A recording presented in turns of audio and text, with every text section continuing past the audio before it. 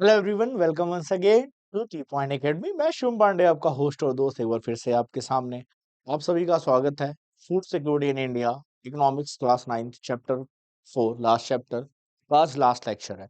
हमने first part में introduction देखा, सेकंड पार्ट में देखा who is food insecure, plus types of hunger like chronic hunger and seasonal hunger, plus Indian government ने क्या क्या किया है, क्या क्या हमने मेजर स्टेप्स लिए हैं। वीट और राइस में ग्रीन रेवोल्यूशन का क्या इफेक्ट रहा है, मध्य प्रदेश उत्तर प्रदेश में प्रोडक्शंस के कुछ डेटास देखे हैं, हमने अपनी ग्रोथ्स के बारे में डिस्कस किया है। ये स्टडी ऑफ रामू और अहमद को भी काफी अच्छे से समझा है। आज के चैप्टर में, इस लेक्चर में क्या पढ़ने वाले हैं, फूड सिक्योरिटी इन इंडिया। कहने का मतलब इसमें हम लगभग में पीडीएस सिस्टम को पढ़ेंगे। पब्लिक डिस्ट्रीब्यूशन सिस्टम क्या है, सब्सिडी क्या है, राशन कार्ड क्या है, कौन कौन सी योजनाएं सरकार ने किस ईयर में चलाई है, यहाँ से सवाल बनेंगे। तमिलनाडु गवर्नमेंट का एक केस स्टडी पढ़ेंगे। उसके बाद लास्ट में आपके लिए कुछ एमसीक्यूज रहेंगे, तो आप लास्ट तक बने रहिए, एमसीक्यूज का आंसर देके जाइएगा। ये लेक्चर आपके लिए बेहतर होने वाला है और इसी के साथ इकोनॉमिक्स ओवर होगा और हम नेक्स्ट सिविक्स स्टार्ट करने वाले हैं, सिविक्स। तो चलिए शुरू करते हैं, ध्यान से देखिए। Since the advent of green revolution in early 1970s, क्योंकि 1968 में स्टार्ट किया गया था, the country has avoided famine during adverse weather condition. भले ही हमारे यहाँ वेदर कंडीशन एडवर्स रही हो, ज्यादा बाढ़ आई हो, सूखा पड़ा हो, लेकिन हमारे यहाँ फैमाइन नहीं है। फैमाइन आपको पता है, बंगाल फैमाइन आई थी 1942 में, ब्रिटिश एरा था, 30 लाख लोग भूख से मारे गए थे। ऐसी कोई भी फैमाइन से हम सफर नहीं किए हैं। एक डेमोक्रेटिक गवर्नमेंट है, कितनी खराब सरकारें हैं, कितना पिछड़े हैं, कितना आगे हैं, कितना डेवलपमेंट हुआ, अलग चीज है। भूख से कोई नहीं मरा है, मतलब इतने लार्ज अमाउंट में कोई नहीं मरा है। India has become self sufficient in the food grains during the last 30 year because of a variety of crops grown over all the country. सभी कंट्रीज का जियोग्राफिकल एरिया, क्लाइमेट एरिया अलग है, plus नई टेक्नोलॉजी के आने से हम किसी भी क्लाइमेट या किसी भी सीजन में कोई भी सब्जियां उगा लेते हैं। आजकल सारी सब्जियां 12 महीने मिलती हैं, सीजन में उसका अलग स्वाद होता है, बट न्यू टेक्नोलॉजी केमिकल्स का यूज करके आप जो भी कहिए, बट फूड सफिशिएंट इंडिया है। हमें किसी के हमने हाथ नहीं फैलाना है कि हमारे यहाँ ग्रेन्स की कमी है। कुछ डेटास बताते हैं, वो बात जुबानी मुंह जुबानी नहीं होती है, डेटा बताता है कि आप कितने इनसिक्योर सिक्योर हैं। Availability of food grains even in the advanced weather conditions or otherwise at the country level has further been ensured by the carefully designed food security system by the government. Adverse weather condition में या adverse condition में India की food security secure रहे, इसके लिए government ने पूरा system बना के रखा है। The system has two components. पहला आता है buffer stock and public distribution system. Public distribution system वही जो राशन कार्ड होल्डर है उनके पास तक राशन कैसे पहुंचे, ये पब्लिक डिस्ट्रीब्यूशन सिस्टम। और बफर स्टॉक का मतलब आप कितने साल के एक्स्ट्रा ग्रेन्स को स्टोर करके रखते हैं अपने पास। क्या आने वाले 2 साल में अगर वॉर की सिचुएशन आ जाए या ऐसा वेदर खराब हो कि प्रोडक्शन ना के बराबर हो, तो क्या इंडिया सर्वाइव करेगा या इंडिया को किसी और से फूड मांगना पड़ेगा? तो नहीं, we will survive because of the buffer stock. तो बफर स्टॉक एडवांस में रखा हुआ हमारा फूड ग्रेन होता है। ये ग्राफ है, देखिए, department of agriculture corporation of and farmer welfare, ministry of agriculture से ये डेटा आया है, 2020-21 का है, मतलब लेटेस्ट डेटा है। ये बहुत ही लेटेस्ट डेटा है 2020-21 का। इस पे हम भरोसा कर सकते हैं। अगर आप कहें तो मैं इसको थोड़ा जूम कर दूं, पॉसिबिलिटीज है इसको जूम करने की। लेट मी सी। हाँ, आई थिंक अभी आपको ये डेटा दिख रहा है और अच्छे से। चलिए, अब इस डेटा को हम थोड़ा सा देख, 1960 से 61 जब ग्रीन रिवॉल्यूशन को अप्लाई नहीं किया गया था, ये एरा है जब हमने ग्रीन रिवॉल्यूशन अप्लाई किया है। और साल दर साल देखते हैं कि क्या है। ये production in the million in tons है, और ये फूड ग्रेन्स की बात की गई है मिलियन इन टन्स में। इसमें ये मेंशन नहीं किया गया है कि वीट की है या राइस की बात की है, बस ये फूड ग्रेन्स की बात की गई है। 80 मिलियन टन से 297 मिलियन, 8 3 24, 300% से ज्यादा की ग्रोथ हमने की है। कमाल की ग्रोथ है। कितने सालों में? 60 से लेके 20s में, मतलब 60 ईयर्स में 300% की ग्रोथ है। 80 से 108, 130, 176 टू 192। देखिए, थोड़ा बहुत कहीं कहीं हल्का फुल्का अगर डाउन है तो स्लाइटली डाउन है, अप है स्लाइटली अप है, फिर स्लाइटली डाउन है। अगर एडवर्स कंडीशन नहीं है तो क्या है, 2014-15, 15-16 में लिटिल बिट डाउन है, फिर 16-17 में बढ़े हैं, फिर हल्का सा बढ़े हैं, फिर हल्का सा बढ़े हैं, फिर हल्का सा, और अब इस बार तो तगड़ा जंप लगाया है। इट मीन्स हम कह सकते हैं कि थोड़ा बहुत अप एंड डाउन है, बट वी अगर एक एन एवरेज देखें तो हमारा फूड प्रोडक्शन बढ़ा है, इवन पॉपुलेशन बढ़ी है, रहने की जगह बढ़ी है, कंस्ट्रक्शन बढ़ा है, फील्ड का एरिया कम हुआ है, मतलब सेम फील्ड में हमने ज्यादा प्रोडक्शन किया है, हमने अपने प्रोडक्शन एक्टिविटीज में कमाल की ग्रोथ दिखाई है। ठीक है, तो हम कह सकते हैं कि इंडिया में सर ग्रेन्स की कमी नहीं होने वाली है। ये डेटा मुझे बताता है कि we are good at that. चलो कोई बात नहीं, बात करते हैं बफर स्टॉक की। तो बफर स्टॉक क्या होता है? बफर स्टॉक वो ग्रेन का अमाउंट होता है जो सरकार स्टोर करके रखती है और फिर उन एरिया में डिस्ट्रीब्यूट करती है जहां पे फूड ग्रेन्स उतने नहीं होते, जहां की पॉपुलेशन पुअर है। और प्लस एडवर्स इफेक्ट में, एडवर्स सिचुएशन में भी सरकार इस बफर स्टॉक का यूज करती है। बफर स्टॉक के बारे में आप 4 स्टेप पे जान सकते हैं।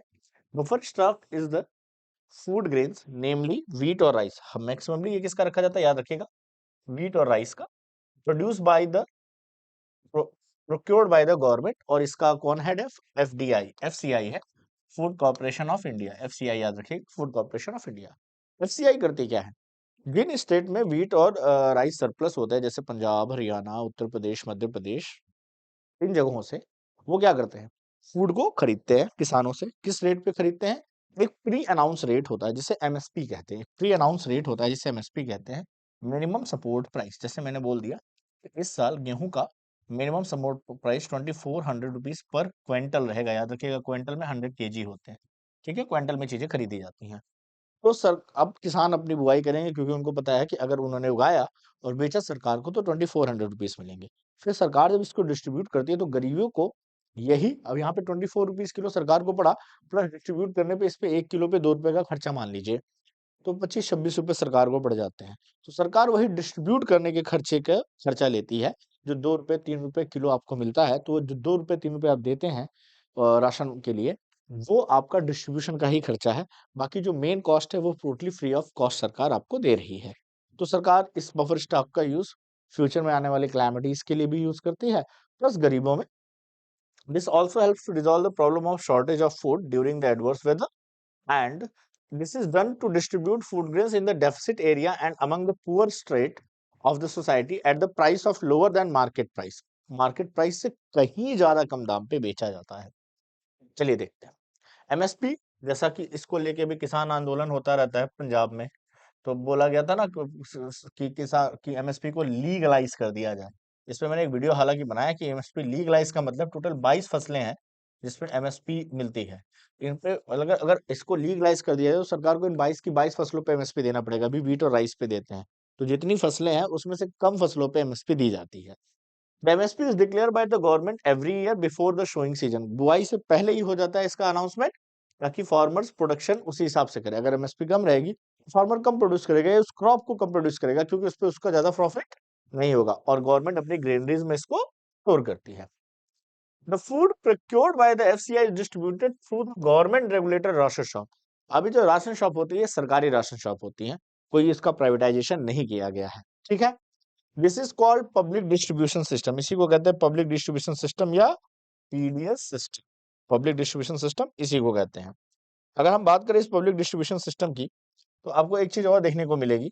The ration shops are now present in the most localities. अच्छा, इतना बढ़िया नेटवर्क है कि हर गांव में, अगर ग्राम सभा में दो राशन मतलब कोटेदार बोलते हैं उसको, तो राशन की शॉप्स होती हैं सरकारी, हर गांव में होती हैं, हर चौराहे पे होंगी, हर डिस्ट्रिक्ट में होंगी, 8 से 10 शॉप्स होंगी, अर्बन एरियाज में हर एक ब्लॉक में शॉप्स होगी। बहुत तगड़ा नेटवर्क है, हर जगह ये अवेलेबल है। There are 5.5 lakh ration shops. 5.5 lakh ration shop है, तो एक शॉप पे मान लीजिए 1000 से 2000 लोग होंगे, तो आप समझ लीजिए ऐसे करोड़ों लोगों को ये राशन मिलता है। ठीक है, ration shops are also known as fair price shops. इन्हें क्या कहते हैं? फेयर, उचित मूल्य दुकान। उचित मूल्य दुकान हुंगली, यहाँ लिखा है विवरण के इडरा, वहां का नंबर लिखा रहेगा, हेल्पलाइन नंबर लिखा है, कौन से दिन मिलेगा, कौन कौन सी तारीख को क्या क्या मिलेगा, आज क्या क्या मिलने वाला है, इसका मूल्य क्या है, ये पूरा डेटा स्टॉक में क्या क्या है, होल डेटा इज रिटन। यहाँ पे आप अपना राशन कार्ड लेके जाइए, वहां पे आप आधार कार्ड लगाइए, पंच कीजिए, आपका जो भी है वो डेटा वहां पे ऑटोमेटिक ऑनलाइन चढ़ जाएगा गवर्नमेंट के रिकॉर्ड पे, और आपको वो मिल जाएगा। तो ये उचित मूल्य दुकान, फेयर प्राइस शॉप कहते हैं। केरोसिन अब नहीं मिलता, ये याद रखिएगा। ठीक है, शुगर मिलता है, फूड ग्रेन्स मिलता है, शुगर भी ओकेजनल मिलता है, These items are sold to the people at a price lower than the market price. याद रखिएगा कि प्राइस मार्केट से बहुत कम है। त्योहार वगैरह पे सरकार शुगर भी बांटती है। कोविड में तो चना भी दे रही थी सरकार, कुछ दाल भी दी थी, समटाइम्स नमक भी देती है, मतलब डेली जरूरत की चीजों को। ऑयल भी दिया गया था, तेल भी दिया गया था, केरोसिन की जगह फूड ऑयल भी दिया गया था। मैं गांव में गया था कोविड के दूसरी लहर के टाइम पे, तो मैंने देखा था कि यूपी में योगी सरकार ने ये सारे किए थे, अदर स्टेट का नहीं पता मुझे। Any family with the ration card can buy a stipulated amount of these items. Example, 35 kg of grains है, 5 लीटर ऑफ केरोसिन और 5 kg ऑफ शुगर है। ये केरोसिन बंद हो गया क्योंकि अब तो उज्ज्वला योजना आ गई। ये पुराना डेटा है, 5 किलो मिलता था। मैं भी बचपन में जाता था केरोसिन ऑयल लेने, तब गांव में बिजलियां नहीं थी और मिट्टी के तेल पे खाना स्टोव से बनता था। केरोसिन ऑयल पे तब गैस सिलेंडर नहीं था, अब तो गैस आ गया, उज्ज्वला योजना आ गई है, तो अब केरोसिन बंद है। ठीक है, every month from the near by ration shop. लेकिन ये मिलता था, इतना राशन और तेल मिलता था। पहले तो बहुत गड़बड़ी थी, ये पंचिंग सिस्टम नहीं था, तो ये 35 kg राशन सबको नहीं मिलता। अगर आपके पास फील्ड मतलब प्रॉपर्टी है, अगर आप प्रॉपर्टी होल्डर हैं, तो आपको मिलेगा ये 5 लीटर केरोसिन ऑयल मिलता था। और शुगर मिल जाता था कभी कभी जब शुगर आता था, लेकिन आपको राशन नहीं मिलता था। राशन मिलता था येलो कार्ड वालों को नहीं, येलो कार्ड वालों को नहीं मिलता था। वो मिलता था वाइट रेड कार्ड वालों को, बीपीएल में आते थे, below below the poverty line. BPL card लोग बोलते थे, समझते नहीं थे इसका मतलब क्या, बिलो द पॉवर्टी लाइन होता है। एपीएल येलो को क्या बोलते थे, एपीएल कार्ड, एपीएल कार्ड का मतलब अबव द पॉवर्टी लाइन। और फिर व्हाइट कार्ड आया, व्हाइट कार्ड का मतलब जो बीच में आते हैं, मतलब एपीएल और बीपीएल के बीच में आते हैं, तो इनको भी कुछ फूड ग्रेन देना चालू हो गया। क्योंकि धीरे धीरे जब प्रॉपर्टी डिस्ट्रीब्यूट होती है, तो प्रॉपर्टी का क्राइटेरिया कम होता है, तो आप एपीएल से बीपीएल में आए। जैसे मेरे बाबा एपीएल में थे, हम लोग बीपीएल इसमें आ गए, व्हाइट कार्ड में आ गए। और बीपीएल में तो आप S C S T community को ही मिलता है और ओबीसी की कुछ लोअर्स कम्युनिटी को मिलता है, बाकी किसी को बीपीएल कार्ड नहीं मिलता है। There are 3 kind of ration cards. Antyodaya card for the poorest of the poor, वही BPL. BPL card for those below the poverty line, and APL for all others. तो ये वाला मुझे को नहीं पता। अंत्योदया कार्ड मतलब बीपीएल से भी लोवेस्ट है, अंत्योदया बीपीएल से भी लोवेस्ट है, मतलब पुअरेस्ट ऑफ द पुअर, गरीबों में भी गरीब। तो मैंने जो कार्ड्स देखे हैं बचपन में, वो बिलो द पॉवर्टी लाइन वाले देखे, एपीएल देखे और व्हाइट कार्ड देखे। व्हाइट कार्ड का यहाँ पे जिक्र नहीं है, एक्चुअली पुराना डेटा है, नए सिस्टम में काफी सारे चेंजेस आए हैं, तो कार्ड्स में अभी भी काफी सारे बदलाव आ चुके हैं। तो ये देखिए, राशन कार्ड सत्यमेव जयते भारत सरकार। Introduction of rationing India's date back in 1940s against the backdrop of Bengal famine. Bengal famine का जो इशू था, उससे भी पहले से इंडिया में राशनिंग सिस्टम है। The rationing system was revived in the wake of acute food shortage during the 1960 prior to the green revolution. फिर हमारे पास 1960 में बहुत बुरी हालत थी, 1960 से 62 में हमारे पास फूड ग्रेन की शॉर्टेज हो गई। लाल बहादुर शास्त्री जी, आपको पता ही है, प्रधानमंत्री थे उस टाइम, जय जवान जय किसान जय विज्ञान का नारा, जय जवान जय किसान का नारा दिया था। 1962 में ग्रीन रिवॉल्यूशन की स्टार्टिंग की थी, 60x से इम्पैक्टफुल हुआ। तो राशनिंग सिस्टम को हमको फिर से रिवाइव करना पड़ा। टाइम टाइम पे राशनिंग सिस्टम को रिवाइज करता किया जाता है, उसमें सुधार लाया जाते हैं और इफेक्टिव बनाया जाता है, ताकि चीजें ज्यादा से अच्छे से पहुंच सके। क्योंकि इससे पहले ग्रीन रिवॉल्यूशन नहीं था, हमारा फूड प्रोडक्शन बहुत लो था। In the wake of high incidence of poverty levels, as reported by the NSSO, NSSO एक संस्था है सरकार की, जो डेटा कलेक्ट करके सरकार को देती है पॉलिसी बनाने के लिए। In the mid 1970, 3 important food intervention program were introduced. तो जब एनएसएसओ ने बोला कि अभी भी हमारा राशनिंग व्यवस्था अच्छा नहीं, हम ग्रेन तो उत्पादन कर ले रहे हैं, लेकिन हम बांट नहीं पा रहे हैं, तो 3 स्टेप्स लिए गए इसके सुधार के लिए। पहला, public distribution system for food grains in existence of earlier but strengthened thereafter।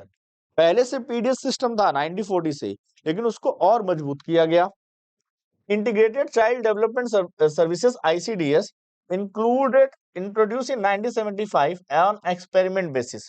इसको एक्सपेरिमेंट के लिए 1975 में इंट्रोड्यूस किया गया कि इंटीग्रेटेड चाइल्ड का मतलब फिर बच्चों को टारगेट करके उनके लिए ग्रेन्स प्रोवाइड करवाना, कि किसी घर में कितने बच्चे हैं।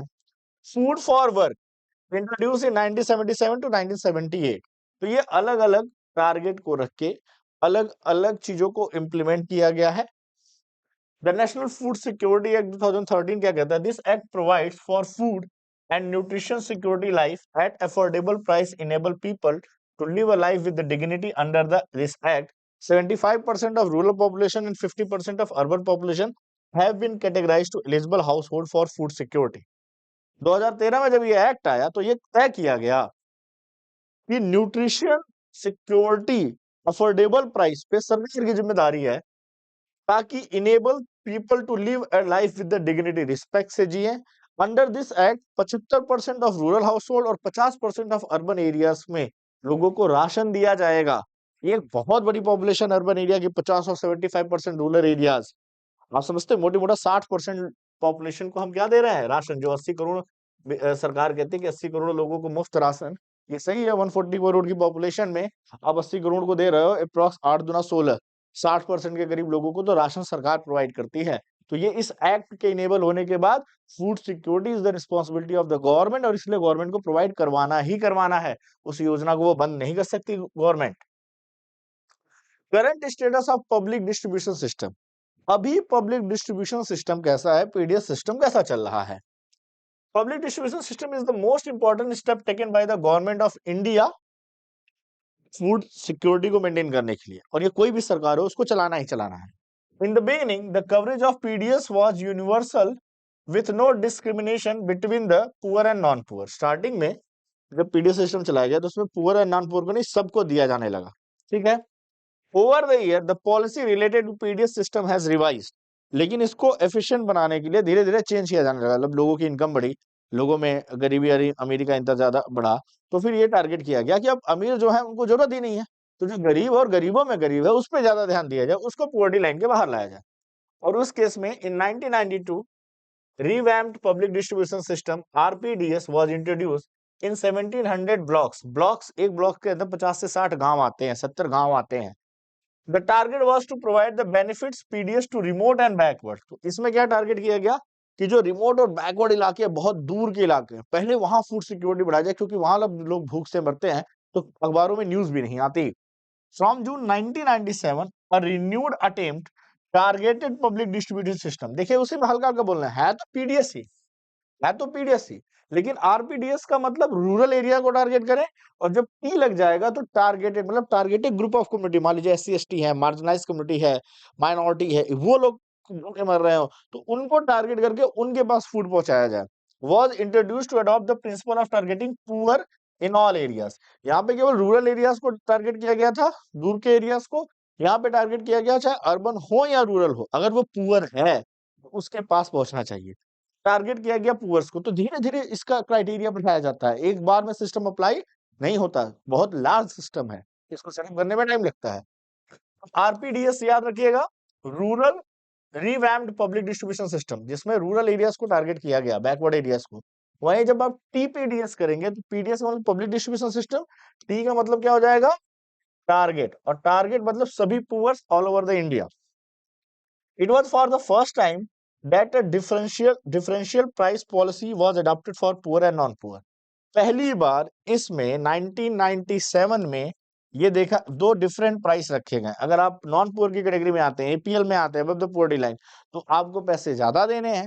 अगर आप बीपीएल में आते हैं, बिलो द पॉवर्टी लाइन, तो आपको पैसे कम देने हैं। तो दो डिफरेंट प्राइस कब देखा गया, 1997 में। किसमें देखा गया, टीपीडीएस सिस्टम में देखा गया पहली बार। आते हैं आगे, सब इंपॉर्टेंट फीचर ऑफ पीडीएस, इसको याद करने की जरूरत नहीं है, बस थोड़ा सा समझ लीजिए। पीडीएस आया, फिर आरपीडीएस आया, रिवैम्प्ड मतलब जिसमें रूरल एरिया को टारगेट, फिर टीपीडीएस मतलब टारगेटेड पब्लिक डिस्ट्रीब्यूशन, जिसमें all over the India poors को टारगेट किया गया। Antyodaya Yojana, APS, national food security act, NFSA, ये 2013 मैंने अभी आपको पढ़ा दिया पीछे वाली स्लाइड पे, एनएफएसए क्या है। Priority house hold 5 kg ration पर पर्सन पर मंथ, ये जो अभी प्रेजेंट टाइम में चल रहा है कि एक पर्सन पे 5 किलो राशन मिलेगा। वीट का 2 रुपए, राइस का 3 रुपए, कोरस ग्रेन मतलब बाजरा वगैरह है तो 1 रुपए पर केजी। मतलब सोचिए ना कि बहुत, 5 केजी पर पर्सन है, 5 लोग हैं, 25 किलो अगर आपको मिल रहा है, तो मान लो 15 किलो आपने राइस ले लिया, 10 किलो वीट ले लिया, तो 15 तिया 45 और 2 दहाई में 20, 45 और 20 65, मतलब कहने का मतलब 70 से 75 रुपए में आप पूरा राशन लेके आते हैं। इतना, ये सारा बस डिस्ट्रीब्यूशन की कॉस्ट है, नथिंग एल्स। एपीएस 2000 में आई, 2002 में अंत्योदय योजना आई, poorest of the poor Antyodaya Yojana, जैसे हमने पढ़ा ना, बीपीएल कार्ड है और अंत्योदय कार्ड है, मतलब पुअरेस्ट में भी पुअर्स को 35 किलो राशन पर हाउस होल्ड। ये हाउस होल्ड पे, पर पर्सन नहीं दिया गया। अभी सबसे बेस्ट ये है कि ये पर पर्सन है, और ये कितने घर है, food grains per month wheat यही प्राइस है 2 और 3। वहीं जब एपीएस आया गया इंटीग्रेटेड सीनियर सिटीजन के लिए, याद रखिएगा एपीएस क्या है, सीनियर सिटीजन के लिए था, तो 10 केजी फूड ग्रेन फ्री में, 60 साल से ऊपर वालों को फ्री में। ये जो टारगेटेड था ये 1997 लॉन्च इन 2000 में लॉन्च हुआ। इसमें लाया गया poor and non poor, BPL and APL. मैंने बोला पहली बार टारगेट किया गया, तो बिलो द पॉवर्टी लाइन मतलब लाल card, above the poverty line मतलब येलो कार्ड। इसमें भी था 35 kg food grains per month था, आपके घर में कितने पर्सन है वो आपकी समस्या है। बीपीएल वालों के लिए था वीट का रेट 4 रुपए 15 पैसे, राइस का रेट 5 रुपए 65 पैसे। तब रेट ज्यादा था, अब रेट बहुत कम है, ये याद रखिएगा। और एपीएल वालों के लिए 6 रुपए था, और राइस का रेट 8.30 रुपए था। तो उस टाइम जब 1997-2000 में लाया गया तो सरकार को कॉस्ट ज्यादा पड़ रही थी, शायद ये सरकार थोड़ी और कॉस्ट लेना चाहती थी सिस्टम को मजबूत करने के लिए। तो प्राइसेस सबसे ज्यादा है इसी साल टीपीडीएस में, जब पहली बार सेग्रेट किया गया कॉस्ट को। उसके बाद से अभी कोई कॉस्ट सेग्रेशन नहीं है, 2323, ठीक है। 2000 से आप देखेंगे 2013 तक। और 1992 में जब वो बैकवर्ड ब्लॉक्स को देखा गया था तो 20 केजी फूड ग्रेन्स 2 रुपए 80 पैसे, 3 रुपए 77 पैसे। और 1992 तक तो यूनिवर्सल था, पूरे ऑल ओवर इंडिया में सबको राशन दिया जाता था 1992 तक, ये यूनिवर्सल था। आप एपीएल में हो, बीपीएल में हो, जिसमें हो उसमें हो। और फिर 2 रुपए 34 पैसे, 2 रुपए 89 पैसे, मतलब मान के चलिए कि 2.5 रुपए और 3 रुपए का था। फिर उसके बाद क्या किया गया, फिर से समझिए, यूनिवर्सल, फिर यूनिवर्सल 1992 तक। 1997 या मतलब 2000 में आया पहली बार एपीएल और बीपीएल निकाला गया। फिर उसमें भी अति गरीब निकाला गया, पुअरेस्ट ऑफ द पुअर में अंत्योदया निकाल दिया गया। तो 2002 वाले में अंत्योदना में 35 केजी वाले में 2 और 3 रुपए पहली बार आया कि पुअर को। और अभी तो वही पुअरेस्ट ऑफ द पुअर हो नॉर्मल पुअर हो, सबके लिए 2 से 3 रुपए है, ठीक है। तो व्हीट और rice below the poverty line, APL का मतलब एबव द पोवर्टी लाइन, ये याद रखिएगा, below the poverty line above the poverty line. तो ये 2013 का डेटा है, अभी 2020-21 का डेटा कुछ अलग होगा।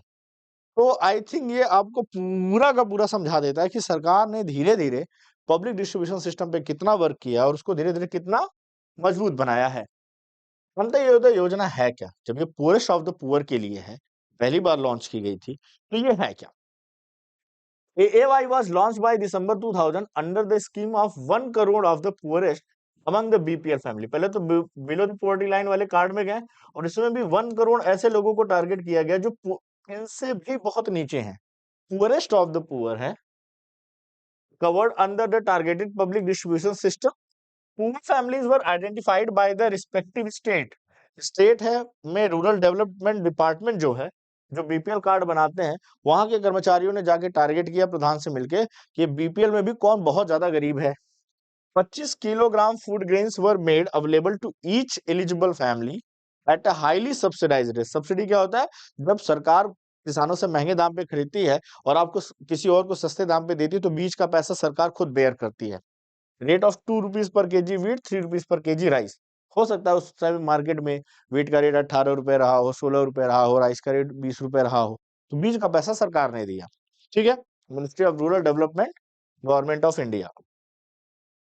Antyodaya Yojana, this quantity has been enhanced from 25 से 35 with the effect of April. 2000 में लॉन्च हुई और उसको फिर बढ़ा के 35 कर दिया 2002 में। The scheme has been further expanded twice by additional of 50 lakh BPL families. पहले 1 करोड़ को टारगेट किया था, फिर उसको इनहेंस करके 1.5 करोड़ फैमिलीज को टारगेट किया 2003 में और अगस्त 2004 में। मतलब बीपीएल में पुअरेस्ट ऑफ द पुअर्स की संख्या और बढ़ाई गई, बीपीएल के नीचे ही है ये, और उसमें 1 करोड़ से 1.5 करोड़ फैमिलीज को। तो सरकार धीरे धीरे टारगेट करके बढ़ाती है, ज्यादा से ज्यादा लोगों को पुअर्टी से बाहर लाने के लिए काम करती है। Within with this increase, 2 crore families have been covered under the Antyodaya योजना। 2 करोड़ लोगों को, मतलब ये पुअरेस्ट ऑफ द पुअर थे जिनकी स्थिति बहुत दयनीय थी, ठीक है, इनको दिया।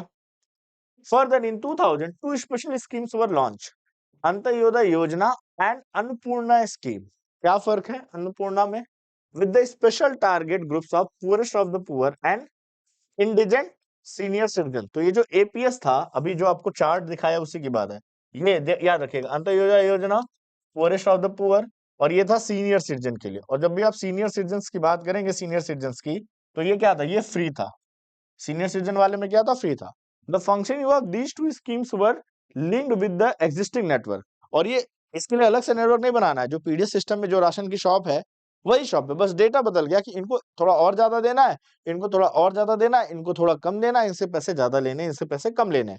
तो डिस्ट्रीब्यूशन सिस्टम पुराना ही सेटअप है, उसमें क्राइटेरिया बढ़ाते हैं। तो याद रखिए, अंत्योदय योजना और एपीएस, इसी के बारे में बात करें। इसी चार्ट को वो समझा रहा है कि 2000 के बाद 2002, और इसमें AY poorest for the poor and APS indigent senior citizen. तो एपीएस किसके लिए था? सीनियर सिटीजन के लिए था। AY poorest for the poor के लिए था। ये चार्ट इंपॉर्टेंट है, याद रखिएगा।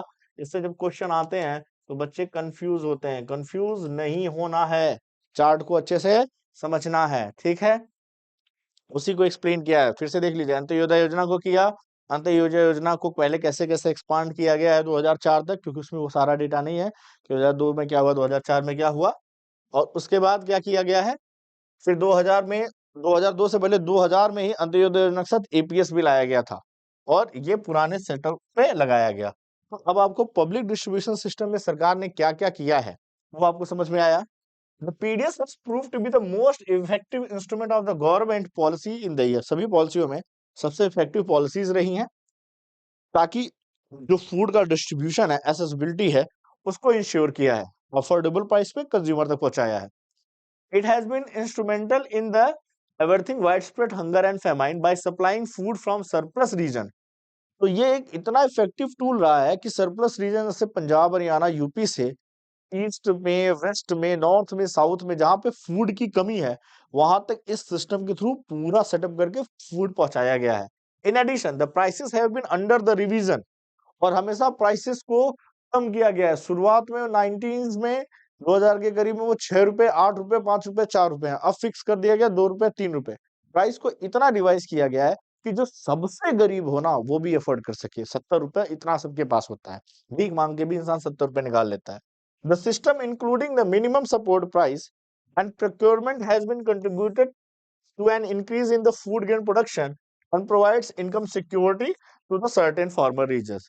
अब क्योंकि इसको एमएसपी से जोड़ दिया गया, मिनिमम सपोर्ट प्राइस, तो जब मिनिमम सपोर्ट प्राइस हाई होता है तो किसान ज्यादा उगाता है, ज्यादा उगाएगा तो ज्यादा फूड ग्रेन होगा, तो ज्यादा गरीबों तक पीडीएस सिस्टम के थ्रू पहुंचेगा। तो यहाँ सरकार हाई पेमेंट दे रही है, जिससे किसानों की इनकम बढ़ रही है, प्लस उसको सब्सिडी दे के अपने जेब से पैसा भर के, क्योंकि टैक्स कलेक्ट करते हैं ना हमसे, अपनी जेब से, सरकार के पास कोई पैसा नहीं होता, हमारा ही पैसा होता है, उसको उठा के पोरेस्ट को दे रही है, ताकि पोरेस्ट भी पॉवर्टी लाइन से ऊपर आ रहे हैं। तो इधर किसानों की भी इनकम बढ़ रही है, इधर पुअर्स की भी इनकम बढ़ रही है, और चीजों को धीरे धीरे धीरे धीरे धीरे धीरे हम ऊपर लेके आ रहे हैं। तो एक बहुत लंबी पॉलिसी होती है। हमें जो दिखता है सरकार को गालियां देते हैं, किसी भी सरकार को गालियां देते हैं, ये आसान काम नहीं होता है। एक बहुत बड़ा नेटवर्क बनाना पड़ता है, चेन सिस्टम बनाना पड़ता है, और किसी भी चीज को टारगेट करके ऊपर लाने में 10 से 20 साल लगते हैं। 2 दिन में कोई बाहर नहीं आता, 2 दिन में तुम पढ़ के चैप्टर नहीं समझ सकते यार। So it takes time to develop and build something. So be patient and calm, and अपनी स्टडी को भी उसी तरह से आप मैनेज कीजिए, ठीक है। However, public distribution system has faced several critical, ground पे क्रिटिसाइज होता है, क्योंकि ग्राउंड लेवल पे करप्शन अधिकारी अनाज खा जाएगा, बेच देगा, कोटेदार कम देगा, 2-4 लोगों के नाम उड़ा देगा, 2-4 लोगों के एक्स्ट्रा नाम ऐड करके उस फूड को उठा के मार्केट में ब्लैक कर देगा। ये सारा चलता रहता है। Instance of hunger are prevalent despite of overflowing granaries. हमारी ग्रेनरीज में अनाज सड़ रहा है, ये अनाज क्या है, सड़ रहा है, लेकिन फिर भी लोग भूखे मर रहे हैं। अगर भूखे मर रहे हैं, इसका मतलब सिस्टम में कुछ तो खामी है कि अनाज पहुंच नहीं रहा है। FCI godowns are overflowing with the grains, with some rotting away and some being eaten by rats। सड़ रहे हैं या चूहे खा रहे हैं FCI के गोदाम्स को। Graph 4.2 show the difference in the food grain stock for the central pool and the stocking norms। ध्यान से देखिए, फूड कॉर्पोरेशन ऑफ इंडिया क्या कहना चाह रही है, व्हीट और राइस के stock and minimum buffer norms. Minimum buffer norms ये है कि इतना होना चाहिए, और ये हमारे पास एक्चुअल है, मतलब हद से ज्यादा है, हद से ज्यादा है। मतलब ऐसे फ्री में ना बांटा जाए ना तो भी ग्रेन्स की कमी नहीं है हमारे यहाँ, इतना है। लेकिन क्या है, जहां है वहां सड़ रहा है, और जहां नहीं है वहां लोग भूख से मर रहे हैं। मतलब चीजें सही से पहुंच नहीं रही है। सिस्टम बहुत अच्छा है, लेकिन इतना वर्थफुल इफेक्टिव बना नहीं है। इसको और इफेक्टिव बनाने की जरूरत है, इसको टेक्नोलॉजी से जोड़ने की जरूरत है।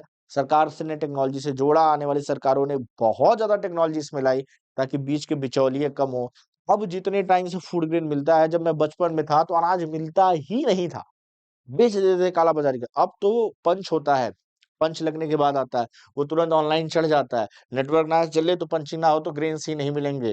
तो इतना तगड़ा सिस्टम टेक्नोलॉजी से जोड़ा है कि अब काला बाजारी कम हुई है, अब हुई है कम, तो अभी थोड़ा इफेक्टिव इसको और बनाया गया है, साल दर साल। सब्सिडी क्या होती है मैंने आपको बता दिया कि a payment that is government make to a producer of supplement of the market price of a commodity. सरकार बेचने वाले को मार्केट प्राइस पे पैसे देती है। फिर subsidy can keep consumer price low while maintaining a higher income of domestic production. और फिर क्या करते हैं वो, सरकार अपने जेब से पैसा भरती है और गरीबों को कम पैसे में देती है। इससे सरकार बीच का गैप मेंटेन करती है और इससे गरीब को भी फायदा होता है, वो अपनी इनकम बचा पाता है, और किसान को फायदा होता है कि वो ज्यादा पैसे कमा पाता है। तो ये पूरा बैलेंस सिस्टम है। ओके, आगे की सीरीज में थोड़ी सी कुछ और चीजें हम पढ़ेंगे एमएसपी के बारे में। ओके, बट वो अब नेक्स्ट लेक्चर में पढ़ेंगे। तो एक लेक्चर हमें और लगेगा इसके समझने में कि एमएसपी और ये पूरा गेम क्या है। तो सब्सिडी के बाद इस एमएसपी को हम थोड़ा सा और पढ़ेंगे, इसी लेक्चर में हम इसको कंप्लीट करेंगे।